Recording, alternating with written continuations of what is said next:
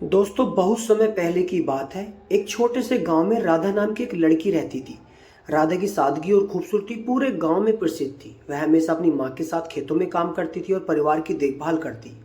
उसकी माँ का एक शानदार नजरिया और साहस की मिसाल थी। एक दिन उसकी माँ ने उसे अपनी पुरानी गुलाबी साड़ी दी और कहा, यह साड़ी हमारी परिवार की धरोहर है, इसे अच्छे से रखना। राधा ने साड़ी को बहुत ही स्नेह से संभाल कर रखा। वही साड़ी उसकी माँ की थी और उससे भी पहले वह उसकी दादी की थी।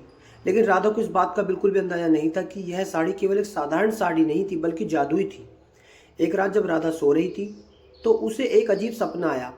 उसने देखा कि उसकी साड़ी के चारों ओर एक हल्की रोशनी फैली हुई है और साड़ी से सुनहरी चमक आ रही थी। अचानक एक परी उसकी साड़ी में प्रकट हुई और बोली, राधा, यह साड़ी जादुई है, इसका प्रयोग तुम्हारे जीवन में खुशियां और समृद्धि लाने के लिए कर सकती हो।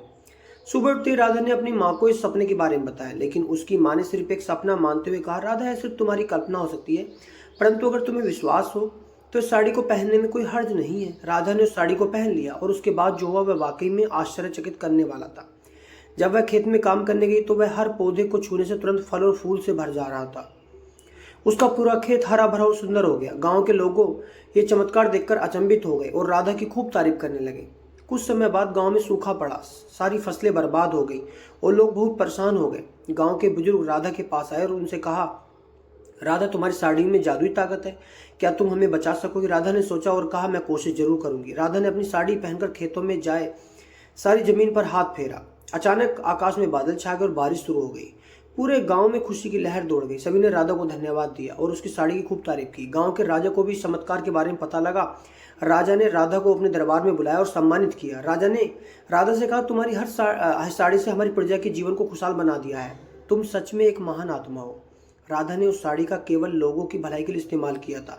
वह समझ गई थी कि साड़ी की ताकत से सिर्फ अपने लाभ के लिए कुछ किया जाए यही नहीं, बल्कि दूसरों की मदद करने का भी मौका मिलता है। उसने अपनी जिंदगी उसी तरह से बिताई और सबकी प्रिय बन गई। समय बीतता गया और राधा की कहानी सिर्फ गांव में ही नहीं बल्कि दूर दूर तक पहुंच गई। उसकी ईमानदारी और परोपकार की मिसाल ने उसे सबके दिलों में जगह दे दी। उसकी साड़ी की जादुई कहानी सुनकर लोग उससे प्रेरणा लेते और सीखते। राधा ने अपनी साड़ी को अपनी अगली पीढ़ी को सौंप दिया। उसने अपने बच्चों और उनके बच्चों को समझाया कि इस साड़ी का हमेशा अपने कार्यों में ही, अच्छे कार्यों में इस्तेमाल किया जाए। इस तरह उस जादुई गुलाबी साड़ी का पहलू आगे बढ़ता रहा और लोगों के जीवन को बदलता रहा। जादुई गुलाबी साड़ी की कहानी एक संदेश देकर समाप्त होती है कि किसी भी वस्तु का ताकत का असली मूल्य तभी है जब उसका उपयोग सबकी भलाई और सेवा में किया जाए। राधा की भलाई और परोपकार ने सभी को यही सिखाया कि सच्ची पहचान मेहनत, ईमानदारी और दूसरों की भलाई में निहित है। तो दोस्तों, ये थी राधा की साड़ी की कहानी। यानी अगर राधा चाहती तो वो इस साड़ी से कुछ गलत काम भी कर सकती थी, लेकिन उसने केवल अच्छाई का मार्ग चुना और सबकी भलाई